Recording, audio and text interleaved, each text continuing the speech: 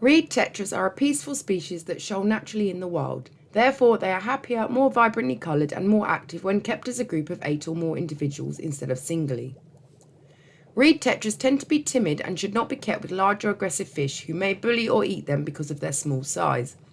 Therefore, ideal tank mates for these tetras would include other small and peaceful species such as small tetras, pencilfish, dwarf cichlids such as Apistogramma or Microgeophagus, smaller suckermouth catfish and Corydoras catfish.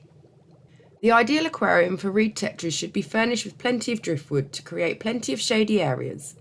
The driftwood will gradually release tannins into the water that will help acidify the water whilst giving it a natural brown colour like their natural habitat. You should also add dense planting, both floating and rooted, which will help to make the fish feel more secure. In addition, the lighting should not be too bright and a darker substrate and background choices will help show off these fish's stunning colours. Reed tetras have silver bodies and a broad anal fin lobe.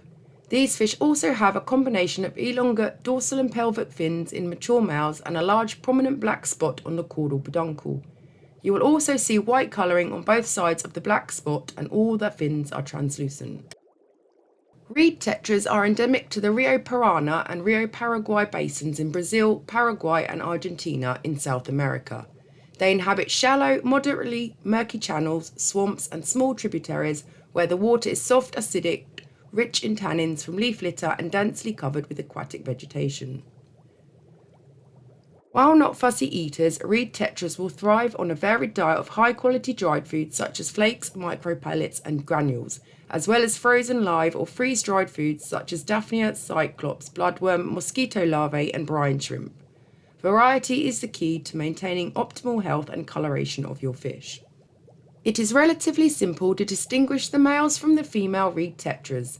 Mature males develop elongated dorsal and pelvic fin rays, and the interior portion of the anal fin also has a wide lobular shape.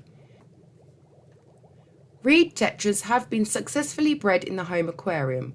Unfortunately, there is not much information or records on producing these fish. However, they are likely to spawn similarly to the other Hyphessobrycon species.